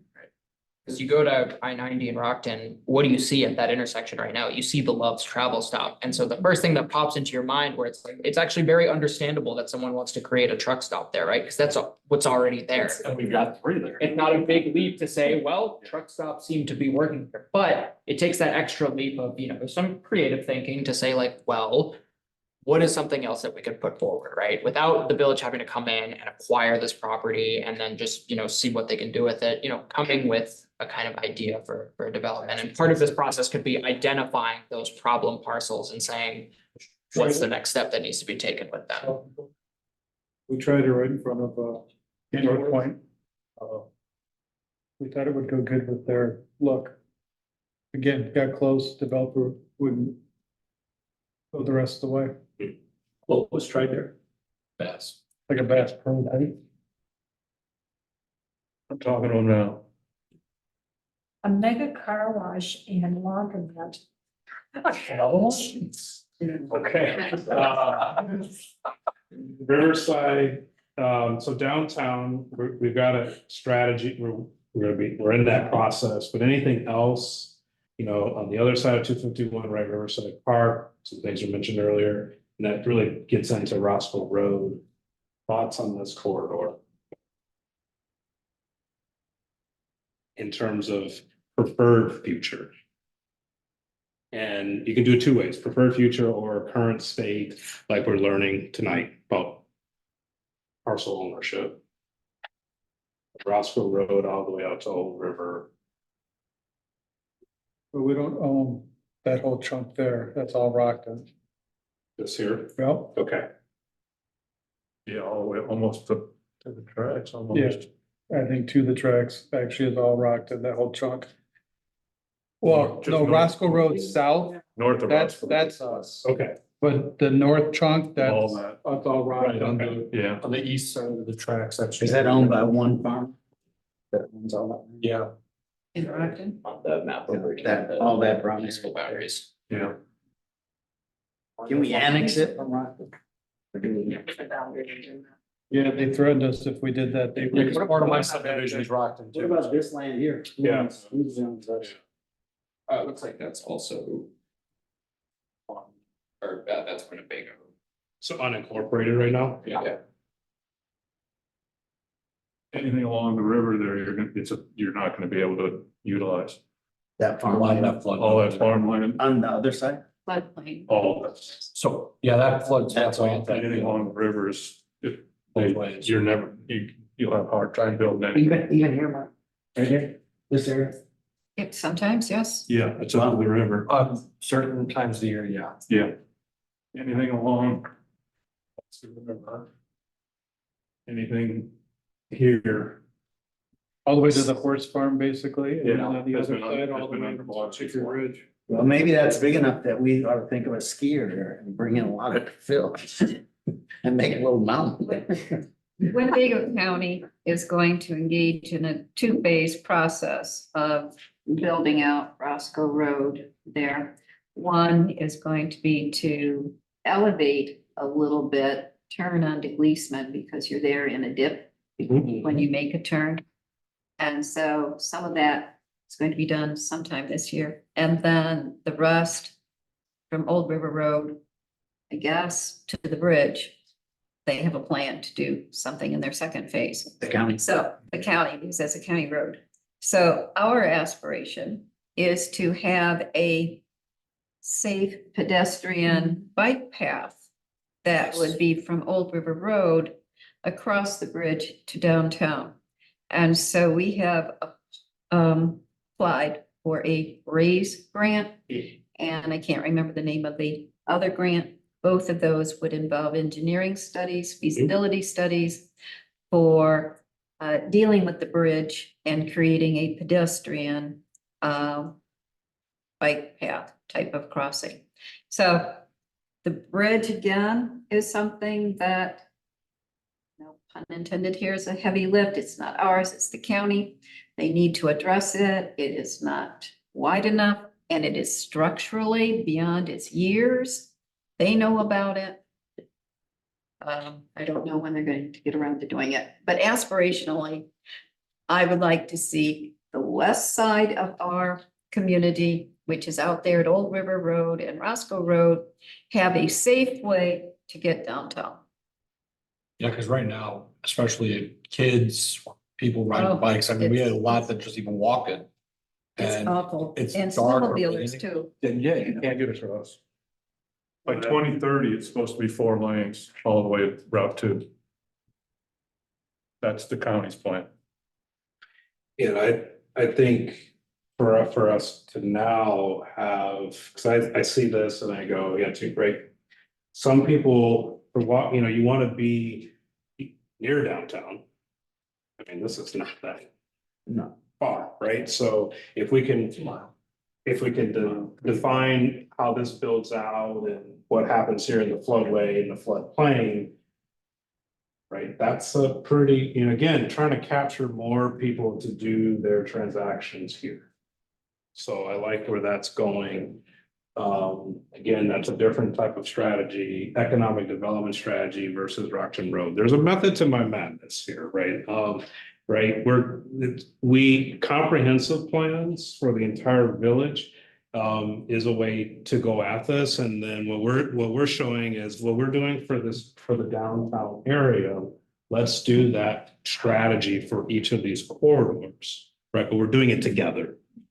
So that way we know what is our strategy for I-90 versus Roscoe Road. Last, Swanson Road, any thoughts on? Just 1 second. Yes, So many Sure. ideas, so many there. Let's go to. you want to go back to Roscoe? Yes, let's go to the intersection of 251 and Roscoe Road, Okay. that intersection.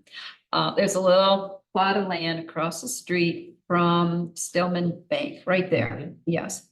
Once upon a time, my fantasy was have a restaurant with a river view and outdoor seating and all that kind of stuff. But I learned that's probably not going to happen unless you have somebody with deep pockets who will have to bring sewer and water there because it needs a lift station, I'm told.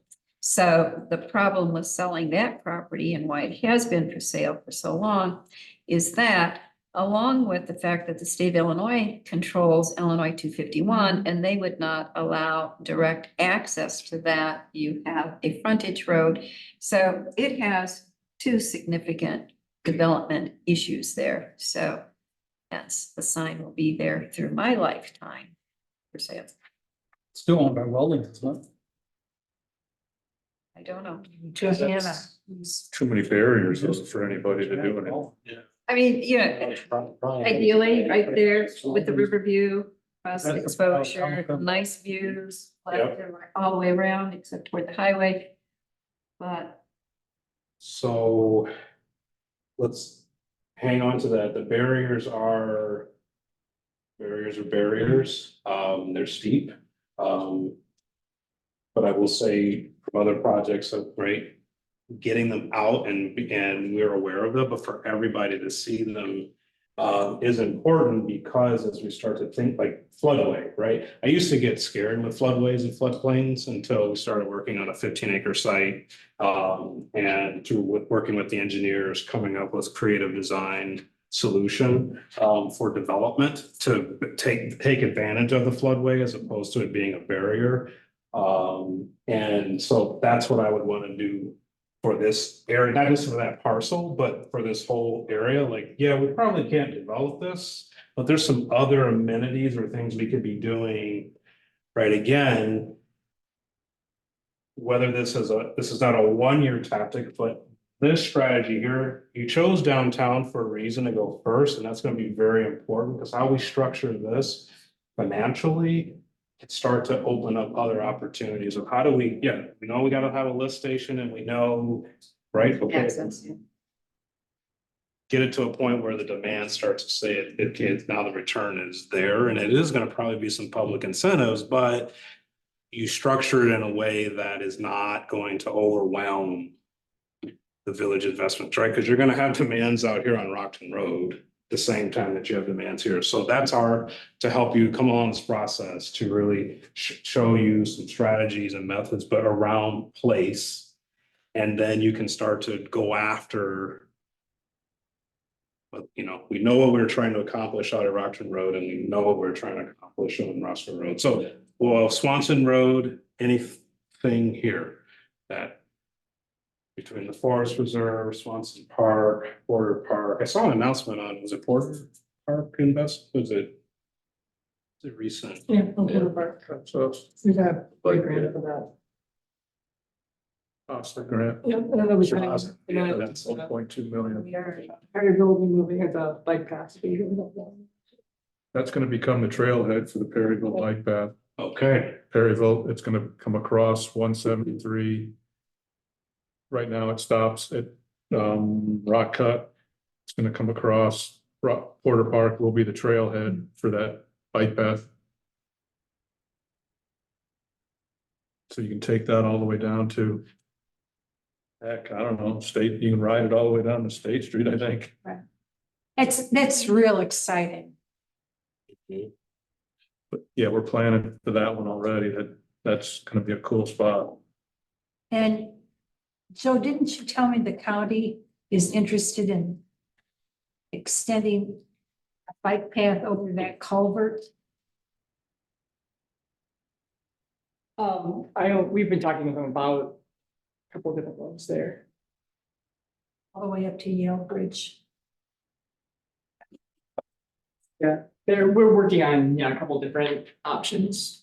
It's that particular. Also, Swanson Road, we are now looking at a border agreement with McChesney. So Swanson Road is the dividing line, Roscoe North and McChesney south of that.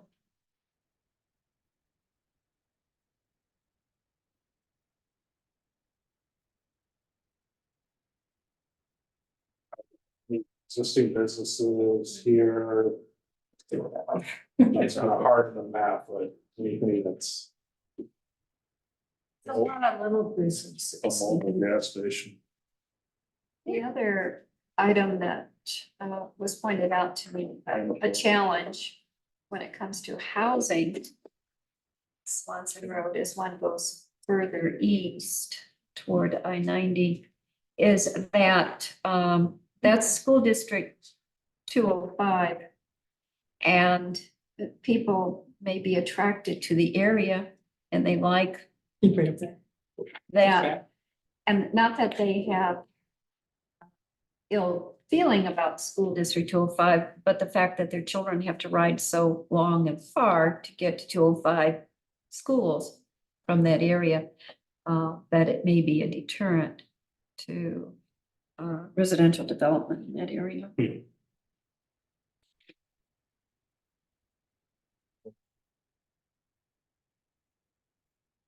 that's a long. It is. It's a real long ride. Meanwhile, you have to pass Harlem, you can go Harlem, pass Harlem, Exactly. get to Right. Rockford. Right. That's what school district. People don't realize that when they buy. Last question, in terms of prioritization, because there's a lot of challenges and opportunities in all of these corridors. prioritized downtown. What's next? In terms of prioritization from a corridor district area, what would you see? 990. Yeah. Willowbrook and Rockland, Willowbrook, whatever you want to call it. 990. 990. So that's number two. Then what would you say is 3, 4, and 5? They might all be together, or right, because you're making investments in certain areas, are right? So I would say elevator, Onondaga 251. Either that or the eastern. Oh, like McCurry and. Yeah, like that area. Curry. Oh, there we go, yeah.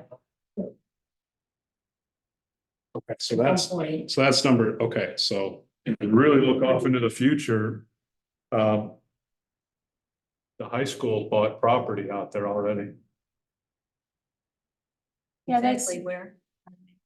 Sorry, I'll get it. It's, up where's Swanson. North Point? No, North Point and McCurry. Rockton. I'm McCurry. This is all high school property. This is what is it, S&K or M&K or what's that nursery? Yeah. Isn't Yeah, it's a butts up Couple to, letters. yeah. it's school property butts up to North Point.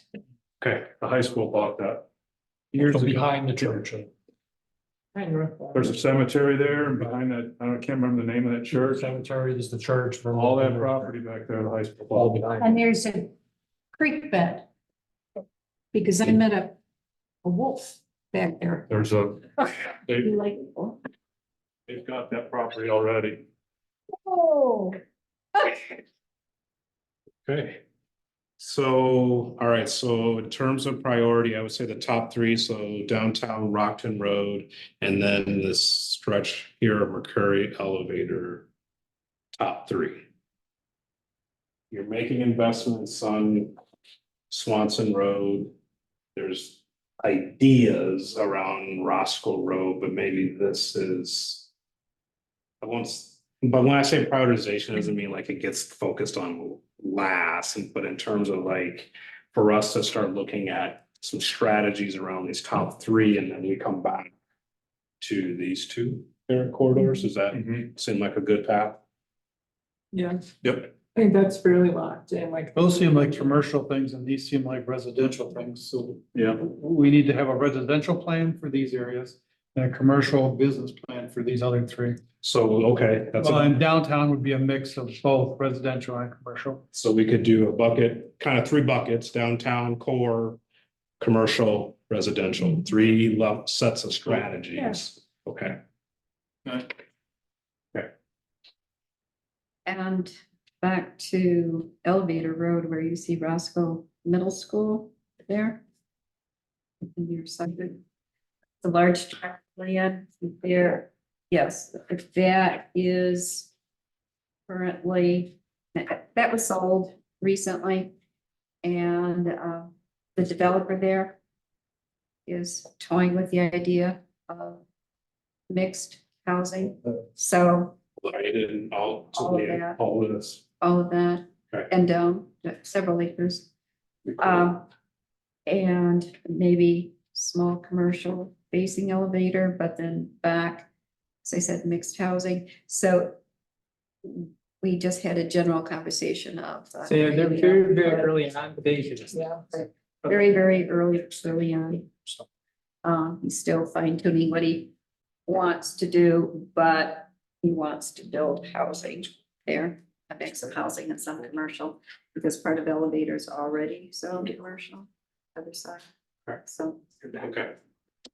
So we, like we did last time, when we coming out, right, we started to get clarity around the downtown focus area. We're gonna do the same thing for each of these areas, and then we start to come up with what did we hear tonight, and then what are gonna really start driving our analysis, strategy, ultimately execution from a land use strategy, a branding strategy, right? So that's where we're going next.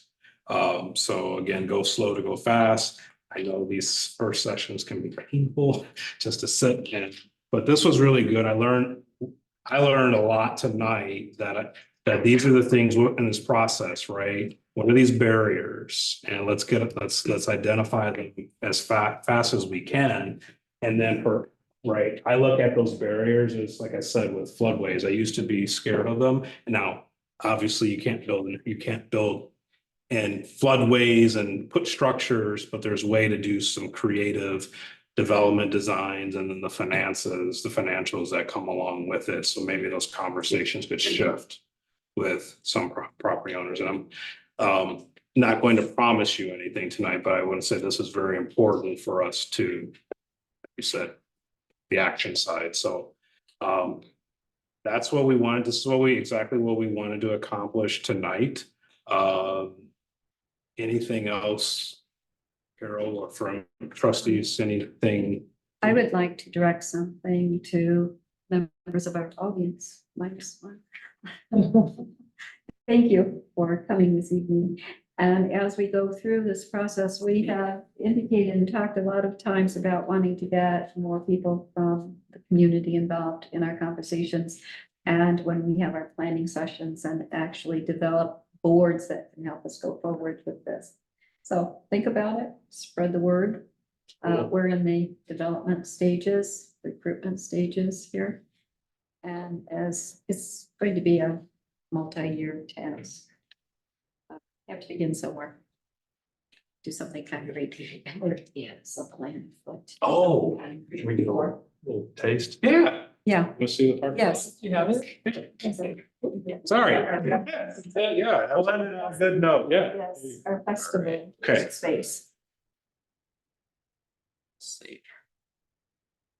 Show y'all. This That's is, what I'm talking about. Thank you. this is the village brought the property. Across from. Or if you either photos or model, whichever. This restaurant, Easier access. and that will be the space that. And the model. It's been- This year.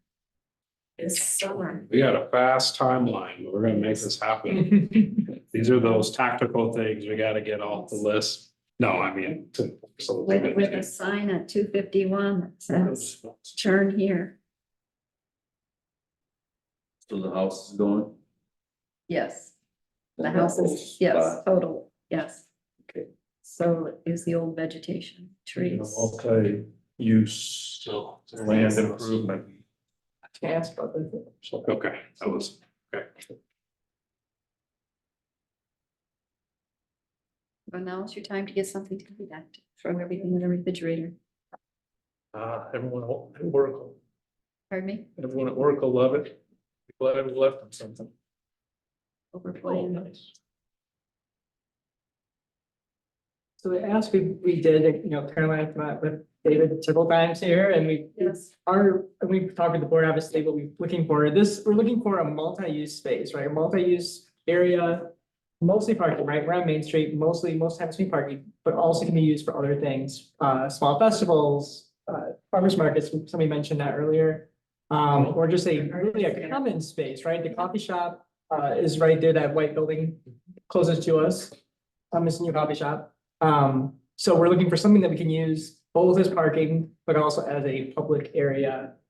Sort of to anchor Main Street. So I'll let David, sorry to interrupt you, you go ahead. Yeah, good, no, that was good. That's what we're looking for, right? We're looking for something that we can use as a public.